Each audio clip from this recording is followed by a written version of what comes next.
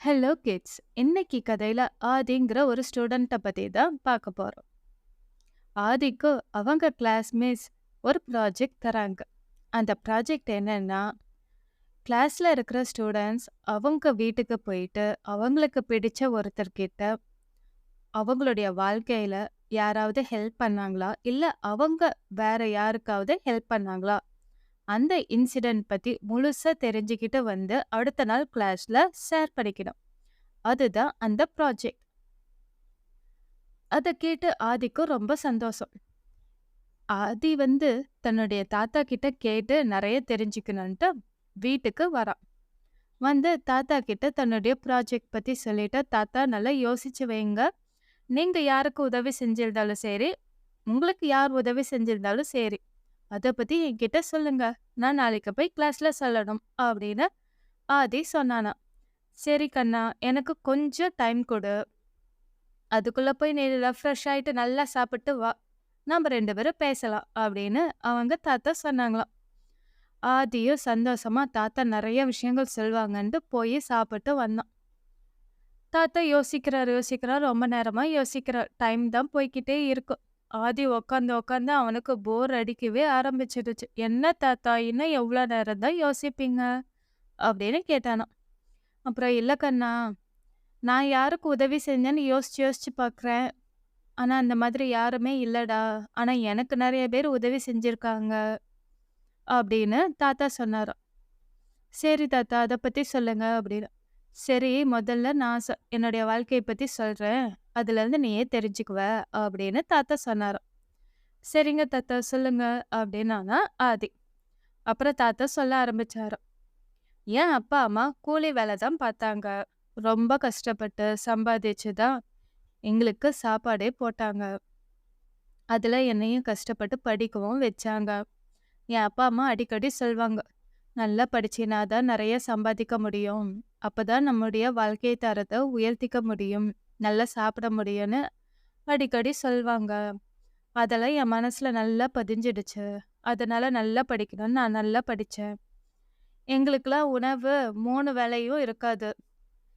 என்னைக்காவது ஒரு நாள் 2 வேள சாப்பிடுவோம். இல்லைன்னா, 1 வேள உணவு தான். எனக்கெல்லாம் ஸ்கூல்ல சத்துணவு இருந்தனால, நான் ஸ்கூல்லயே சாப்பிட்டுக்குவேன். என் அப்பா, அம்மாலாம் நெறைய நாள் பட்டினி கிடந்து தான் என்னைய நல்லா வளர்த்து, படிக்க வச்சு ஆளாக்குனாங்க. இவங்களுடைய கஷ்டம் எல்லாத்தையும் பார்த்து வளர்ந்ததுனாலயே நான் நல்லா படிச்சேன். நல்லா படிக்கும்போது என் ஸ்டூடண்ட்ஸ், என் ஃப்ரெண்ட்ஸு, என் டீச்சர்ஸு எல்லாருமே எனக்கு ரொம்ப சப்போர்ட்டா இருந்தாங்க. நான் நல்லா படிக்கிறத பார்த்து என் டீச்சர்ஸ்லாம் நல்லா என்கரேஜ் பண்ணாங்க. அவங்கலாம் நெறைய புக்ஸ் எல்லாம் குடுத்து, நெறைய சொல்லிக் குடுப்பாங்க. நெறைய ஹெல்ப் பண்ணாங்க. அதனால நான் இன்ஜினியரிங் சேர்ந்தேன். இன்ஜினியரிங் சேர்ந்து நல்லா படிச்சேன். எனக்கு நல்ல பெரிய கம்பெனில வேலையும் கிடைச்சது. கை நெறைய சம்பாதிக்கவும் ஆரம்பிச்சுட்டேன்.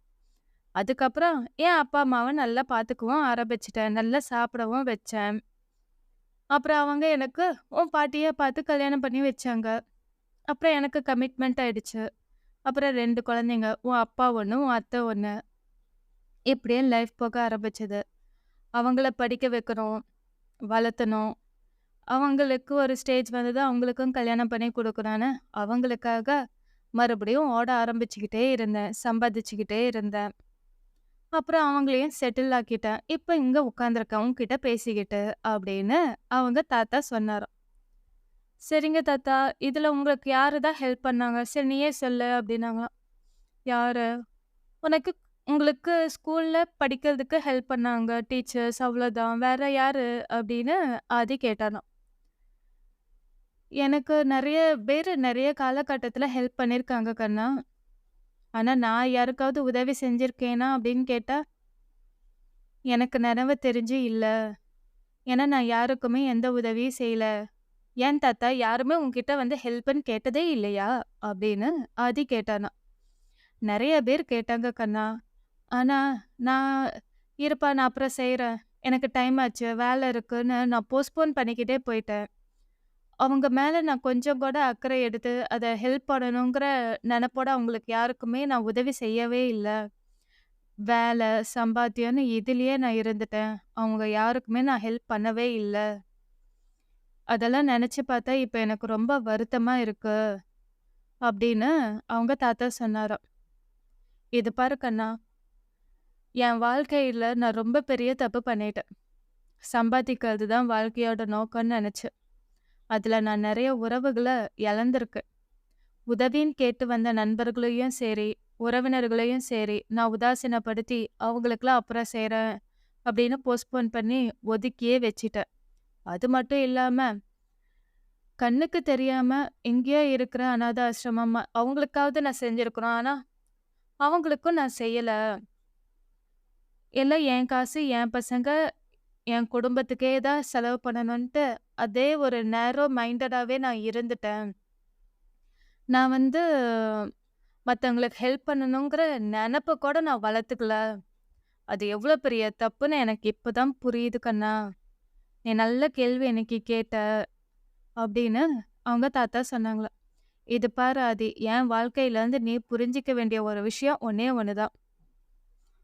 உன்கிட்ட யாராவது வந்து ஹெல்ப்ன்னு கேட்டா, நீ உடனே உன்னால முடிஞ்ச செய்ய முடிஞ்ச உடனே செஞ்சுடு. செய்ய முடியலையா? இல்லடா என்னால செய்ய முடியல. என்ன காரணம்னு வெளிப்படையா சொல்லி அத அவாய்ட் பண்ணிடு.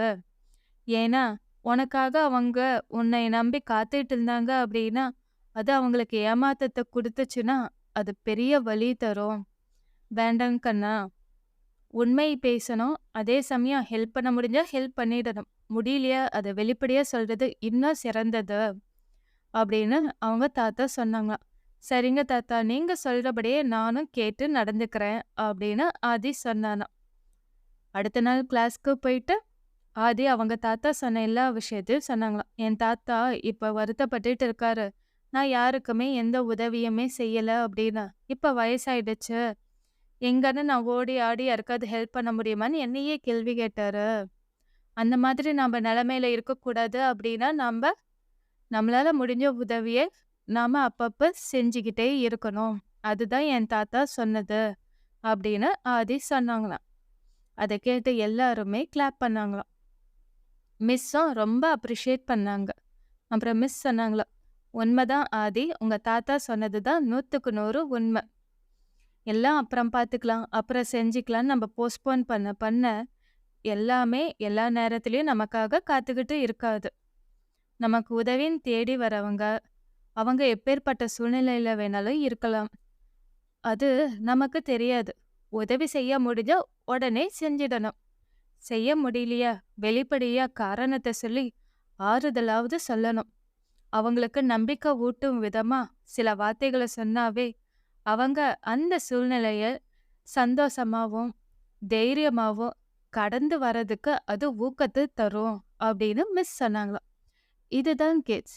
நீங்களும் இன்னையிலிருந்து பழக வேண்டிய ஒரு முக்கியமான விஷயம். உதவி செய்யணுங்கிறது கட்டாயம் கிடையாது. எல்லாருக்கும் போய் எல்லா நேரத்திலயும் ஹெல்ப் பண்ண முடியாது. ஆனா உங்கள தேடி உங்ககிட்ட வரவங்களுக்கு கண்டிப்பா முடிஞ்சா உதவி செய்யுங்க. செய்ய முடியலைனாலும் தப்பு கிடையாது. அவங்களுக்கு ஆறுதலா ஒரு 2 வார்த்தை சொல்லுங்க. ஊக்கப்படுத்துங்க. என்கரேஜ் பண்ணுங்க. "உன்னால முடியும்." இல்ல வழிகாட்டுங்க. "நீ இவங்க கிட்ட கேட்டு பாரேன், அவங்க கிட்ட கேட்டு பாரேன்னு" வழியாவது காட்டணும். அப்படி பண்ணாவே நீங்களும் நல்லா இருக்கலாம். உங்கள சுத்தி இருக்கிறவங்களும் கண்டிப்பா நல்லா இருப்பாங்க. Okay kids. Thank you.